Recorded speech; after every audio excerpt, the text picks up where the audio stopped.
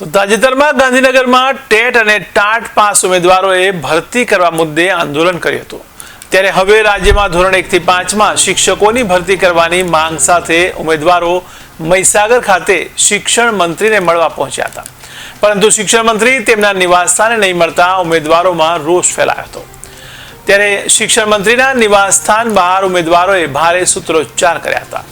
તો રાજ્યમાં ધોરણ 1 થી 5માં કાયમી શિક્ષકોની ભરતી માટે ઘણા સમયથી ઉમેદવારો આંદોલન કરી રહ્યા છે।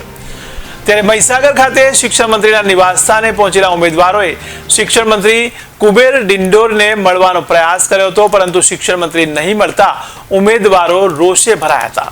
ત્યારે રાજ્યના અલગ અલગ જિલ્લાના અંદાજે 200 ઉમેદવારો શિક્ષણ મંત્રીના નિવાસસ્થાને પહોંચ્યા હતા। તેમાં ઘણીવાર ગાંધીનગરના આંદોલનો કર્યા, ઘણા આવેદનો પત્ર આપ્યા। દર સોમવારે મંગળવારે દર મહિનાને અમે સચિવાલયમાં જઈએ છીએ, ત્યાં પણ VSKમાં પણ જઈએ છીએ, ત્યાં પણ આવેદન પત્ર આપીએ છીએ। હાલ જે ભરતી બહાર પાડી છે સરકારે, તેમાં ધોરણ 1 થી 5 એટલે કે ટેટ 1માં 21,000 થી વધુ આ RTI નો જવાબ છે। 21,000 થી વધુ જગ્યાઓ ખાલી છે, તેમાં સરકારે માત્ર 25% ભરતી કરી છે, એટલે કે ખાલી માત્ર ને માત્ર 5,000ની ભરતી કરી છે। બધા જ ઉમેદવારોની ઉંમર હવે પૂરી થવા આવી છે, ત્યારે ટેટ પરીક્ષા પણ હવે આ લાસ્ટ ગણાય છે। આના પછી જે શિક્ષણ નીતિ આવે છે, નવી શિક્ષણ નીતિ આવે છે। અને બીજી વસ્તુ અમે વાત કરીએ કે જે રીતે પાલનપુર બનાસકાંઠાથી આવ્યો છું। આજે ગાંધીનગરમાં ઘણા બધા આવેદન આપ્યા છતાં આજે સાહેબના મુખ્ય કાર્યાલય એટલે કે સંતરામપુરમાં અમે આવ્યા છીએ। મારું ફક્ત એટલું જ કહેવાનું છે કે કોઈ પણ મા બાપ હોય તો એને પણ બંને સંતાન વાલા હોય, તો આજે છેલ્લા 14-15 વર્ષથી આજે 1 થી 5નું પાયાનું શિક્ષણ રખડી રહ્યું છે, નહીવત ભરતી કરવામાં આવી છે।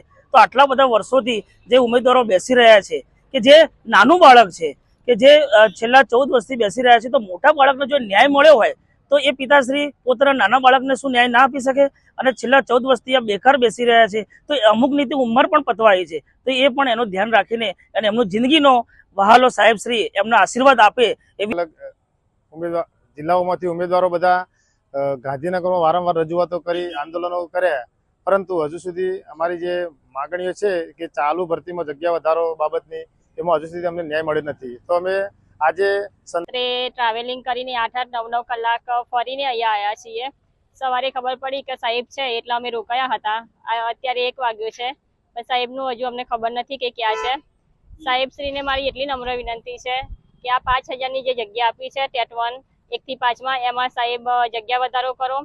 અમે અત્યારે જુનાગઢ, પોરબંદર, દ્વારકા, સુરેન્દ્રનગર, ભાવનગર ત્યાંથી બધા આવેલા છીએ, એટલે અમે સાહેબના ગાંધીનગર કેટલી વાર મળેલા છીએ અને અમારી રજૂઆત કરી, આવેદન આપ્યા છે, પણ કંઈ જવાબ મળ્યો નથી, એટલે અમારે ના છૂટકે અહીં સંતરામપુર આવવું પડ્યું છે। સાહેબશ્રીને મારી એટલી નમ્ર વિનંતી